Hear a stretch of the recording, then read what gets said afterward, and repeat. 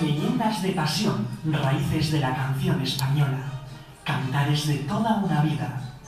Pilar Boyero presenta Soy lo prohibido, en Canal Extremadura Radio.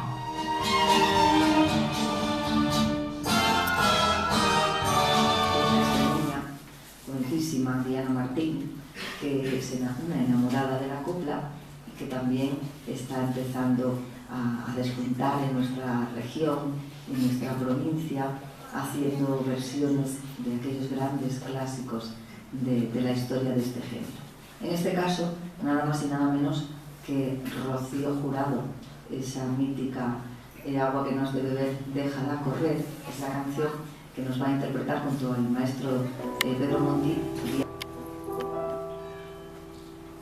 No valoras nada una caricia,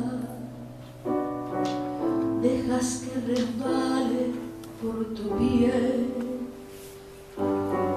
solo se te escapa una sonrisa cuando tienes ganas de mujer y haces que me entregue a tu placer.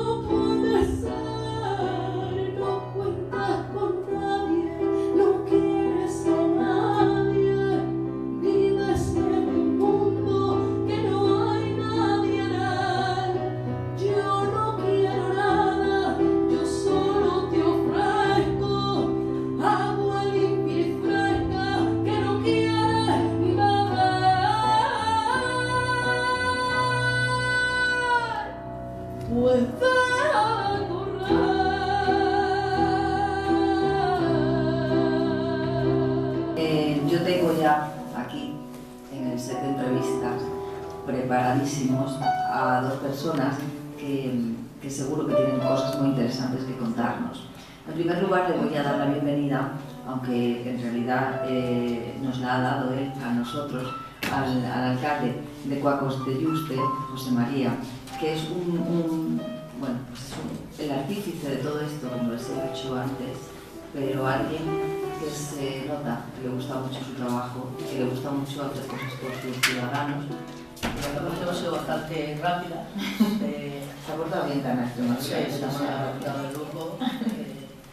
Siguió un sencillo correo electrónico en el que firma el alcalde de Cuacos y parece que eso hace mucho.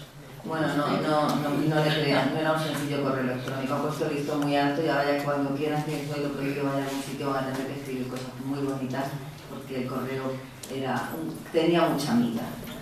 En un día tan especial como de verdad es un auténtico orgullo que se haga un evento cultural de algo que no se ha hecho nunca, ¿vale?